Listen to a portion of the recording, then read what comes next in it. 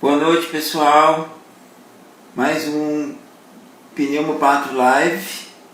Hoje vamos entrevistar a doutora Ana Carolina para discutir o tema saber a patologia pulmonar ajuda na investigação diagnóstica dos pacientes.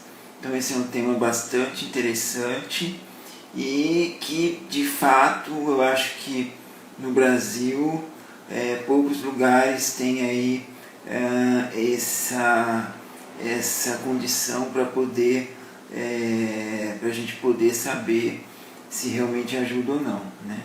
Hoje a gente convidou a doutora Ana Carolina para poder participar da live. Boa noite, Ana Carolina, tudo bem? Boa noite, professor, tudo bem? Peraí. Eu que estou mudo aqui, esqueci de colocar o meu fone de ouvido, que fica melhor, né? Aê! Tudo bem? Agora tá me ouvindo? Tô. Agora estamos kits aqui, estamos acoplados. Então eu queria não tô acostumada a isso, não. Queria então primeiro que você se apresentasse, né, para os nossos telespectadores. Bom, eu sou Ana Carolina, eu sou pneumologista, eu fiz a pneumo aqui em Ribeirão Preto, na USP. Atualmente eu estou trabalhando no Hospital Estadual de Américo Brasiliense e estou fazendo doutorado na pneumo daqui da USP, de Ribeirão. Ah, que legal. E quando você fez a residência aqui, eu já era patologista aqui, né? Já né? Acabado de entrar. Acabado de entrar. Entendi. Mas quando você entrou, já estava, né? Já. Fazia, acho que um ano aproximadamente. Um ano, né? É verdade. E faz quanto tempo que você terminou a residência mesmo? Eu terminei em fevereiro de 2019. Faz um ano. Não, Um ano.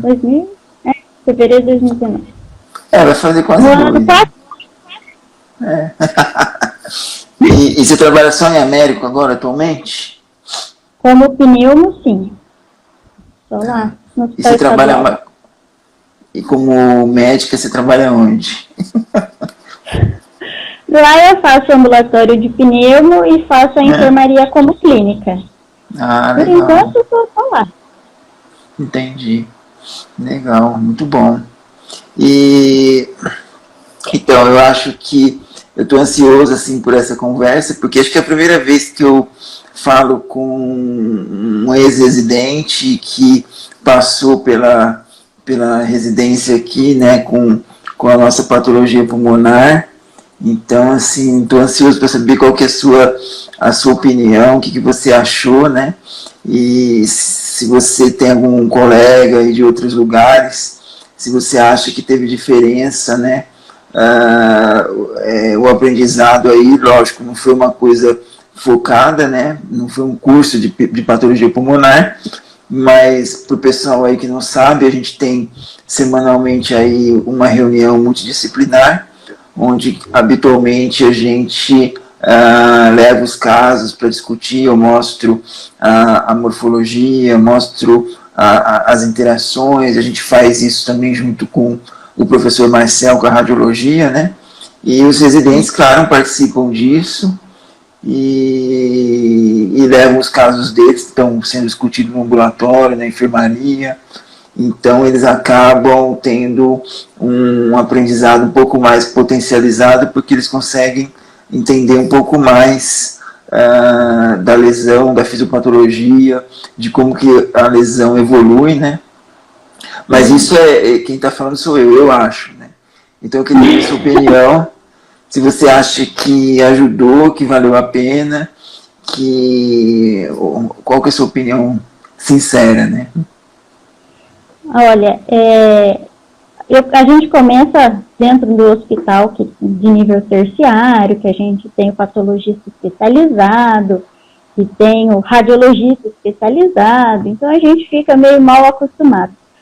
Porque em alguns casos em que só a clínica ou os exames laboratoriais, evolução do paciente não consegue fechar o diagnóstico, a gente acaba lançando mão da discussão multidisciplinar, que é essa que o senhor acabou de dizer, né? E a gente vai juntando as pecinhas até chegar a um diagnóstico e muitas vezes a gente não consegue fechar um diagnóstico definitivo, né? A gente deixa assim o mais próximo possível de um diagnóstico definitivo, mas mesmo assim não consegue. Depois que a gente sai do nível terciário, que tem toda essa especialização, é bem mais difícil. A princípio eu achei que não ia pegar tantos casos complicados, mas tenho pegado alguns casos meio cabeludos. E essa prática que a gente teve na discussão multidisciplinar foi muito interessante, porque a gente começa a prestar atenção em algumas coisas que a gente não prestaria atenção antes. Muitas vezes chega um laudo para a gente, de qualquer serviço particular, público, e aquele laudo não encaixa com a história do paciente. Então a gente não pode ficar preso a isso, tem que olhar detalhes. A radiologia a gente aprende a olhar também, né? Ver coisas que às vezes um radiologista não torácico, né, o geral, não daria tanto enfoque, e para a gente é muito importante. O que eu reparo é que a mesma coisa funciona com a patologia. Em alguns casos mais tranquilos, mais simples, o patologista generalista, ele consegue dar um diagnóstico com facilidade. Mas em outros casos, a gente não consegue. Chega o laudo para a gente e você fala assim, não está encaixando com nada, nem com a clínica, nem com a rádio. E aí a gente fica desesperada, porque submeteu o paciente ao procedimento invasivo e não consegue ter uma qualidade tão boa. Às vezes, o nível da descrição que vem no laudo não ajuda a gente. Então, a minha vontade é carregar o senhor comigo. Vamos lá, trabalhar comigo. Eu sei que outros colegas da residência aqui também têm a mesma opinião. Agora, fora daqui, eu tenho conhecidos assim, que estão em cidades menores, que estão em sistemas públicos também, e tem muita dificuldade porque não tem o conhecimento. A mesma coisa que eu passo em Américo, eles passam pior ainda em cidades menores, porque a gente vê que parece que não tem uma prática um conhecimento tão aprofundado para ajudar, então acaba fazendo encaminhamento para poder seguir melhor esse paciente, né?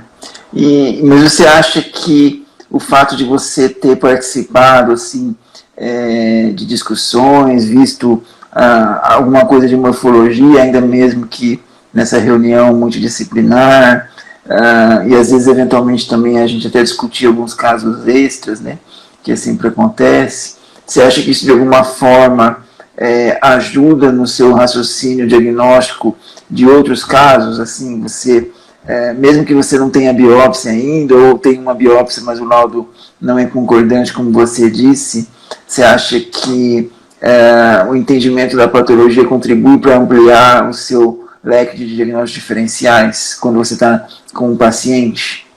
Com certeza. Porque a parte de fisiopatologia é muito importante, né? Na clínica a gente fica mais na teoria. Quando você vê aquilo acontecendo, que o senhor mostra, né, nas reuniões, como que aquela célula está se comportando, aí a gente começa a prestar atenção justamente em alguns detalhes, fala assim, nossa, isso existe mesmo, aquela célula, ou um vidro fosco, pode ser fibrose. Então, ajuda bastante assim, no raciocínio clínico, né? Porque às vezes o paciente já chega muito avançados, e você pega uma biópsia muito antiga, e aí você vê como se fosse a evolução da doença ali na sua frente. E aí facilita muito o diagnóstico, né, para poder ajudar o paciente mesmo. E você acaba pegando casos de fibrose pulmonar, pH, essas coisas também? Mais do que eu imaginei. eu não sei, na região, pneumologistas já são poucos, eu acho, né? Mesmo em São Paulo já são poucos. E ali o AME acaba abrangendo uma micro-região, na verdade não é uma micro-região, né? É uma região bem grande que a Ribeirão não aporta. Porque dos AMEs que a gente tem, é o único que tem cirurgia torácica. Ah, tá. Então os outros AMEs, eles pegam pacientes. Se tem alguma coisa intersticial ou alguma lesão que eles precisam que seja feita abordagem cirúrgica, muitas vezes vai parar comigo. Entendi. E aí, acho que acaba captando, né, um pouco mais, todos né? os casos mais complicados que ficam espalhados por aí, que Ribeirão não consegue absorver. Então tem bastante. Não, eu acho também que tem uma demanda reprimida, não só porque é reprimida, mas porque o pessoal também não valoriza muito, né? Porque são pacientes crônicos, vem com aquela tossinha há anos, às vezes, uma falta de ar que pensa que é do coração, pensa que é de tudo quanto é lugar. Então eu acho também que não existe assim, um treinamento mais específico para fazer uma correta avaliação e triagem desses pacientes, né? Então eu acho que está um pouco reprimido, né? Concordo. Muitas vezes o paciente chega lá com queixa de mais de 1 ano, de 2 anos, e muitas vezes já chega num estágio muito avançado de doença, que dificulta em todos os sentidos, né? Tanto em tratamento, diagnóstico, em tudo.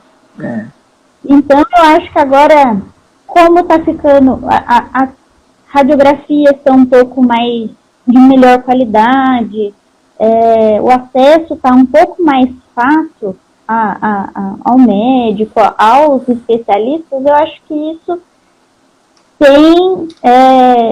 tem atraído pessoas que estão sofrendo de doenças pulmonares já há muito tempo. Sim. E que não tinha assistência, né? E quando você indica biópsia, ou que seja biópsia transbronco, é feita lá em Américo mesmo? Sim, lá a gente tem tanto a biópsia transbrônquica quanto a cirúrgica. E lá a cirúrgica aberta ou por vídeo. Ah, legal. E aí vai para a patologia de lá da cidade, né? Acho que de Araraquara, né? Especializada. E aí quando você recebe o laudo, você tenta decifrar assim, alguma coisa útil, como que você faz? Ou você... 3 opções: você não lê, você lê com medo, você lê com coragem, ou você acredita em tudo que está escrito lá?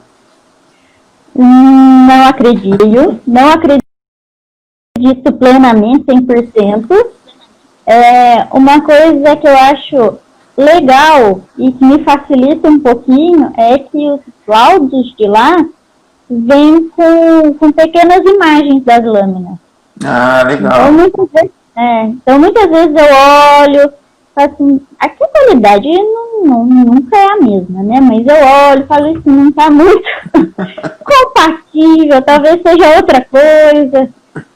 Então, assim, eu leio, mas sempre com um pezinho atrás. Entendi. Sempre com parcimônia. Mas você chega a discutir o caso com algum patologista de lá, ligar, alguma coisa assim, ou não tem acesso? Nunca tive acesso. Para falar a verdade, assim, eu nunca liguei efetivamente para lá. Mas a gente não tem, assim, tanto contato, sabe? Não é uma ligação direta entre os médicos com o patologista. Talvez precise aprimorar isso. É, com certeza. É a mesma coisa que acontece com o radiologista lá. A radiologia é terceirizada, a imagem vai para São Paulo, acho que todos os anos são assim, e o radiologista de lá manda o laudo. Então, também, quando eu peço uma tomografia, eu gosto de olhar a imagem, porque às vezes é muita coisa para eles verem ao mesmo tempo, né, e acaba passando alguma coisa desapercebida. E outro, tem que ter o detalhe da história, né, para você procurar com mais afinco, né, e até valorizar algum achado, né, que tem. E você trabalha sozinha lá no AME ou tem mais pneumologistas? Tem um pneumologista, mas ele vai com bem menos frequência que eu. Ele vai, acho que 2 vezes ao mês só. Ah, tá. Então, assim, a grande massa sou eu que tenho atendido. E você fica todo dia lá? Não, eu vou 2 vezes na semana. Eu faço 12 horas de ambulatório. Ah, tá. E quantos pacientes você está atendendo, mais ou menos, por semana ou por mês? Ai, por semana, eu estou atendendo uns 16 por dia. Então, são uns 32 por semana, mas aí eu fico encarregada dos pedidos de interconsulta da enfermaria. Ah, entendi. Também. Você faz tudo, então? Eu tudo um pouquinho lá da Espiro, vejo os pacientes de enfermaria. Então, a gente tem que ter uma certa flexibilidade, né? E quem que faz a broncoscopia lá? É você? Não, lá quem faz é a cirurgia torácica. Ah, o pessoal da tórax. Ah, legal. E eles fazem com frequência? Fazem, até fazem com frequência. Eu não sei exatamente quantos por semana, mas sempre que tem demanda, eles fazem com mais prioridade. Entendi.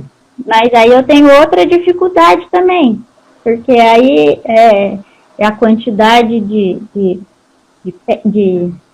fragmentos que eles coletam, aí mandam para lá, para a patologia de Araraquara, que é a cidade mais próxima, e aí eu fico à mercê da vontade deles, quantos fragmentos mandam. E você acha que... eu queria saber, assim, até para me programar, talvez, para os próximos anos ou ano que vem, você acha que se tivesse algum treinamento mais específico em patologia pulmonar para os residentes da pneumo, isso seria, de alguma forma, seria útil? Ou seria, assim, prático para vocês? Ou você acha que basta a discussão multidisciplinar que a gente tem? Você acha que é o suficiente para já entender a patologia e, enfim, conseguir se virar bem com isso? Ah, professor, pode falar, assim, pode ser sincero. Não, eu acho que sempre conhecimento a mais é sempre interessante, ainda mais que tem residentes de todas as partes aqui do Brasil, né? A gente sabe que a patologia específica pulmonar não é muito difundida no Brasil e todos vamos passar dificuldades por aí. E como tem gente de todos os locais, eu acho que quanto mais conhecimento a gente conseguir adquirir, é melhor. Até eu brinco que eu ia conversar com você para fazer um estágio lá, de olhar nas lâminas, porque às vezes a gente passa apertado. Então, alguns pacientes chegam muito graves, a gente não ficam internados lá com a gente não fica, a gente até pede a lâmina, às vezes, para pedir revisão, mas o paciente está muito grave, até conseguir a lâmina, encaminhar, né, o senhor, aí a gente fica o paciente fica lá, é meio angustiante. Então, se a gente soubesse pelo menos um mínimo, assim, ter um pouco mais de prática, né, em olhar a lâmina a gente mesmo e ver algumas alterações básicas, que eu acho que a gente já tem alguma noção só com as discussões e da forma que o senhor mostra pra gente, já ajuda bastante, né, mas sempre mais conhecimento é melhor. Ainda mais para o Brasil, que a gente sabe que vai encontrar dificuldades lá na frente. O ano passado, né, quando não tinha pandemia, eu fiz um curso de doença intersticial, e o pessoal falou isso também, que queria mais dias, né? Eu fui, estava lá presente. Porque 2 dias foi. Acho que foi 2 dias, né? Foi sábado e domingo. Não, acho que foi um só, não foi? Foi um Manhã só? e tarde? Acho que foi um sábado, né? Verdade. Foi um dia só, mas eu queria ter mais. Vamos ver, vou pensar, vamos ver se a gente consegue agora, saindo da vacina, aí a gente consegue sair da toca. E tem que divulgar mesmo, professor, porque mesmo em outros serviços, às vezes eu não sei como que funciona em outros locais, né, as residências, mas para preparar mesmo os patologistas que vão sair daqui, né? Daqui e de outros lugares, né? Porque passar o conhecimento para frente. Eu acho que assim, a patologia é uma coisa complicada, né? Porque eu não sei como é que realmente vai resolver essa questão, porque o laboratório ele é produção, né? Você tem que ver, e infelizmente patologia pulmonar não dá para ser produção, porque você tem que ver átomo, você tem que discutir com o clínico, com o pneumologista, e assim, isso toma algum tempo, né? Não tem como eu soltar 40 laudos num dia de patologia pulmonar, isso não existe, né? Então assim, talvez assim, em cidades maiores, se tivesse um laboratório maior, com mais profissionais, que, pelo menos um se interessar um pouquinho mais. Tem em todos os lugares, não vai ter mesmo. Não tem, às vezes não tem patologista para ver o básico, né?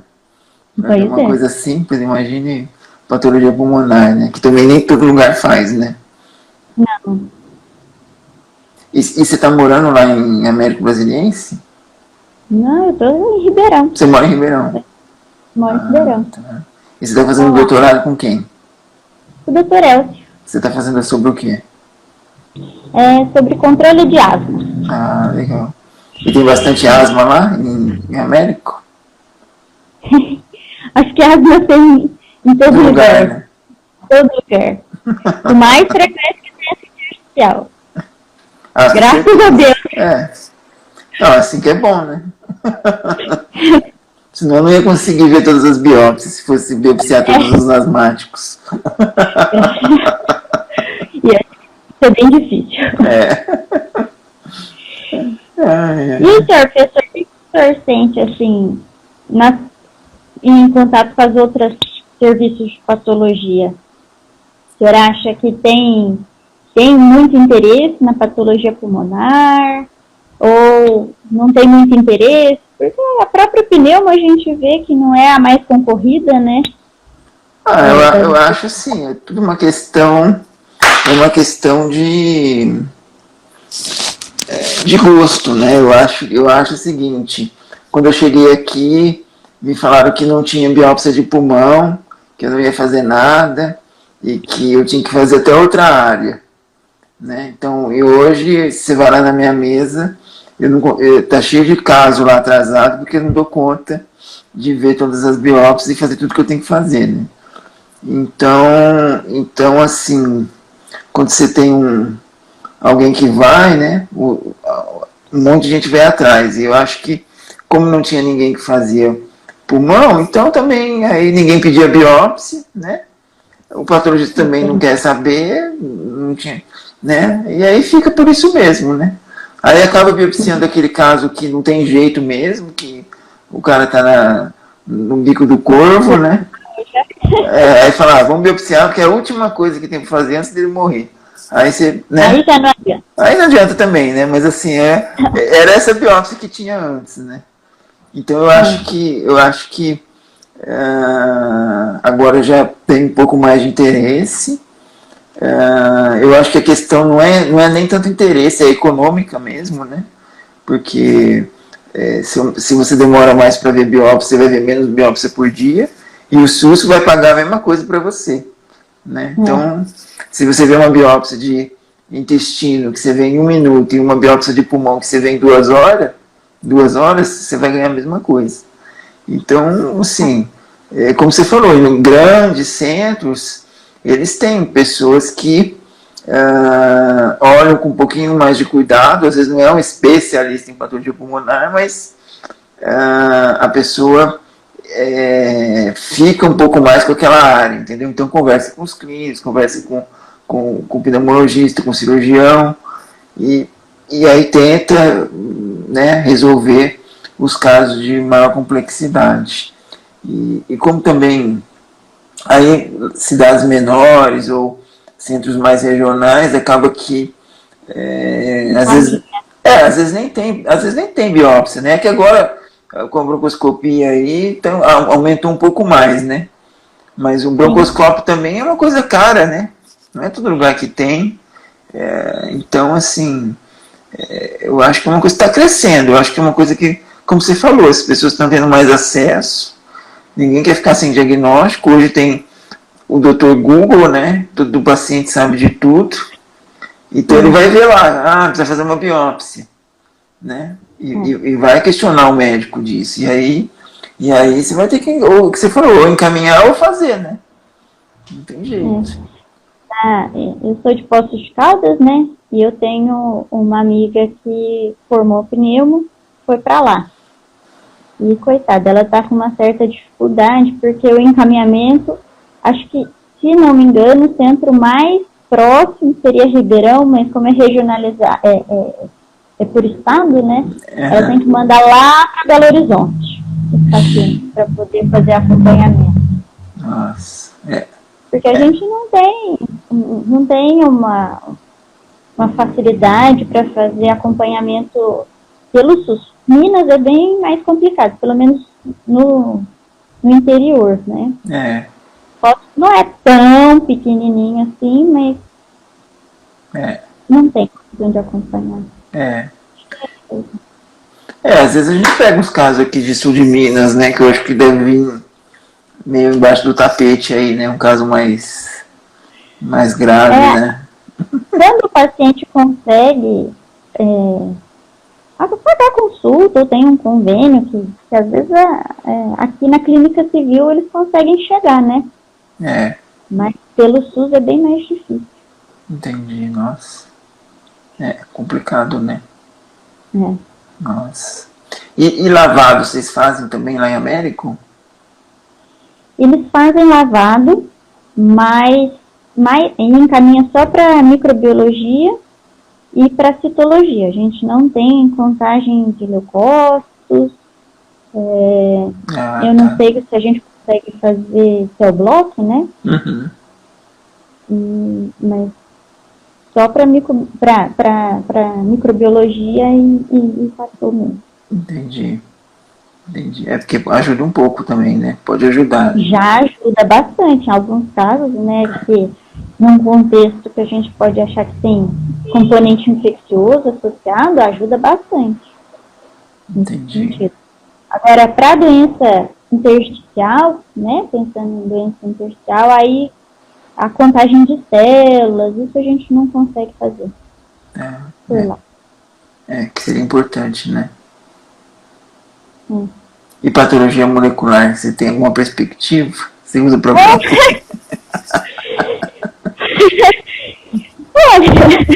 Tem um teste rápido de tuberculose lá? O teste rápido a gente até consegue, mas o resto não temos. Eu não tenho nem previsão. Ai, meu Deus. E deixa eu perguntar, essa é uma dúvida que eu tenho, porque a residência aqui, você passa mais no R4, né? Ali nas discussões, né? Porque o Zé... Não, desde R3. É que o R3 é mais quietinho, né? Não sabe opinar muito, Chester. Porque eu sempre estou ali na frente, então eu não vejo quem está atrás, sabe? Quando era presencial, né? E agora que está no Google Meet, eu não consigo... Eu não sei quem é quem, né? Tem um monte de nome lá. às vezes eu não sei quem é. Então, para Não, mim mas a sempre... gente passa desde o R3, sim. Ah, tá. E vão todas as reuniões, assim, praticamente? Ou tem Sim. períodos que vai, períodos que não vai? Não, a gente vai em todos. Às vezes a gente acaba faltando um ou outro, mas porque o ambulatório que a gente estava antes se estendeu um pouco mais, mas está no nosso calendário lá, reunião multidisciplinar. Faz parte do jogo. Faz parte da nossa carga horária. E qual E é que muito importante. E qual a histologia que você mais gosta? Ou que você acha mais bonita? Que a gente viu alguma vez? Ai, tem tanta coisa. Teve um caso que me deixou muito intrigada, foi de um paciente que tinha uma doença intersticial e que ele trabalhava com a fibra de vidro. Eu lembro que na biópsia a gente via as fendas de colesterol, né? as fendas de formatinho eu lembro desse caso. Peixe, né? É que ninguém sabia, né, assim, o que ele tinha e tal. E assim, lógico que a biópsia não é específica, mas aquela organização, né, laminar, né? E fazia figuras geométricas, né? Eu lembro que eu olhei, achei linda a imagem. Parecia uma samambaia, né? Sim, e eu falei, nossa, como que pode o corpo organizar as coisas tão geométrico, né? E foi uma que me chamou muita atenção pelo aspecto, né? Sim. Mas tiveram tantos outros casos que a gente discutiu tantas e tantas vezes para conseguir chegar no diagnóstico que são muitos. São. É muito legal, eu gosto bastante. E eu acho legal na discussão, porque na discussão multidisciplinar, né? Porque às vezes é um paciente que você está acompanhando há tanto tempo e está piorando, você não consegue chegar a um diagnóstico. Na hora que aparece a descrição que o senhor faz lá, né, tudo certinho, e aparece a imagem, você fala, nossa, era isso. Agora a gente pode estar aceitado. Caso que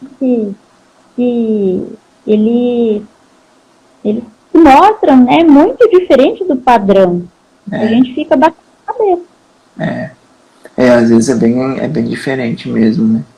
Mas você vê que sempre a gente consegue fazer alguma correlação com a imagem, né?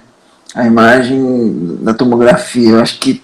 Eu acho que assim, ela não é acurada, mas assim, dentro dela sempre está a verdade, né? Em alguma parte. E aí complementa com a histologia, né? E é uma coisa que a gente não tem muita noção, porque a gente não está acostumado a ver a imagem, né? Da biópsia. A gente só vê o laudo, na maioria dos casos. Então, eu que sou muito visual, né? Eu aprendo muito visualmente. Você vê e associar aquilo que está escrito é muito importante para eu conseguir fixar aquele padrão. Sim. Porque às vezes a gente tenta ficar imaginando, assim, só pela teoria, mas ver me ajuda muito a fixar. Não, e outra, quando você escreve, por mais que você seja preciso, né, você não dá a dimensão da importância daquele achado, né? Porque eu tenho que falar tudo que eu estou vendo, mas às vezes aquilo que eu estou vendo, que eu relatei lá, é uma parte ínfima da biópsia, e a outra parte é uma parte que é 90% da biópsia. E às vezes é difícil mensurar isso escrevendo, né? Então, assim, uma imagem vale mais que 1000 palavras, já dizia o autor desconhecido aí, né? Eu concordo. Mas, assim, eu gosto muito, porque, como eu disse, me ajuda a fixar muito o padrão histológico, né? Sim. Eu acho que contribui também. E eu acho, assim, que agora com a patologia digital, patologia molecular, eu acho que em breve a gente vai ter aí mecanismos de escaneamento de lâmina e o pneumologista vai ser assim como uma tomografia, né? O pneumologista vai ver também, e eu acho que isso aí não substitui o patologista, porque vide, por exemplo, o Marcel, né? A tomografia todo mundo vê, mas a última palavra quem dá, e que eu particularmente, e tenho certeza que os pneumologistas aqui de Ribeirão acreditam, é na palavra dele, né? Com certeza. Na discussão dele. Não se compara o tamanho da experiência, né? Então assim, eu acho que mostrar a imagem é uma coisa que vai facilitar no dia a dia, e até mesmo para o pneumologista poder ter condições, né, de argumentar, né, e de discutir o caso. Porque hoje ele discute no escuro, né, discute, como você falou, num laudo de papel que não mensura, né, o que está na biópsia. Exatamente. Como eu falei, a biópsia que chega lá para mim ainda tem algumas imagenzinhas. Eu ainda fico tentando decifrar, assim, claro que é pequenininha, a definição não é boa, mas eu fico tentando decifrar. Será que aqui que ele enxergou isso? Eu acho que, de certa forma, vai ajudar bastante. Pelo menos, como a gente está falando, o patologista pulmonar mesmo, né, especializado na parte pulmonar, não dá conta de ver todos os casos. Então, alguns mais simples, talvez a gente até conseguisse fazer um diagnóstico por a gente mesmo. E aí você teria mais tempo para concentrar nos casos mais complexos. Sim, com certeza. Porque o caso simples, né, dá para ver lá tranquilo, né. Eu acho que vai virar uma toma, assim, no futuro, né, que assim, não precisa ter o laudo de todas as tomas, de todos os pacientes. Mas aqueles que são complicados, com certeza você vai acionar o radiologista para poder discutir, né? E eu não sabia que estava desenvolvendo esse ponto, não. Na live anterior que o senhor fez, que eu fiquei mais inteirada do assunto, eu falei, interessante, um dia chega pra gente. Vai chegar o quanto antes, isso aí, eu acho que não tem volta, né? Acho que o mundo digital veio para ficar e assim, hoje é caro esses scanners, né, tal.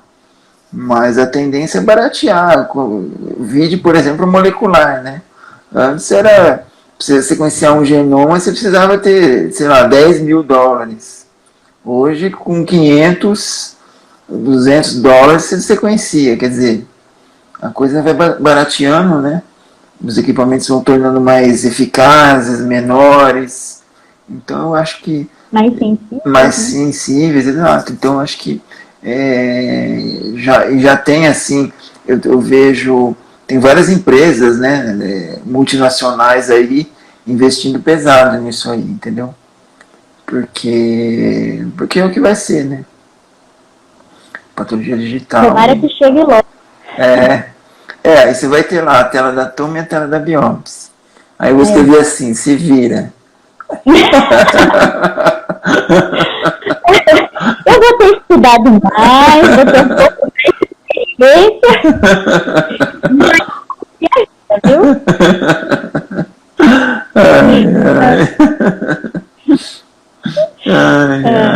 Então tá bom. Acho que foi bem legal, eu gostei bastante da conversa. Tirei minhas dúvidas aqui do follow-up dos residentes. O outcome. E acho que está indo bem, né? Eu acho que para mim foi muito importante. Espero que os meninos estejam aproveitando enquanto eles estão lá, né, tendo essa experiência, essa possibilidade, porque vai fazer falta mais para frente, independente para onde eles forem. Com certeza a gente vai dar um jeito no futuro. Então tá bom. Você feito a doutora Alexandre pra gente pedir socorro. Vou fazer um Alexandre virtual, um holograma, vou deixar assim. Esse aí vai ficar trabalhando 24 horas, hein, assim que é bom. Então tá bom. Obrigado aí pela participação, por aceitar o convite, acho que foi bem legal. E Obrigada vamos continuar aí, né? Aí 2021 promete. Promete. Tamo juntos. Tamo junto, vamos que vamos. Então tá bom, obrigado. Boa noite. Até professor. mais, boa noite. E até a próxima, se Deus quiser. Tchau, tchau. Até a próxima. Beijo, tchau. Tchau.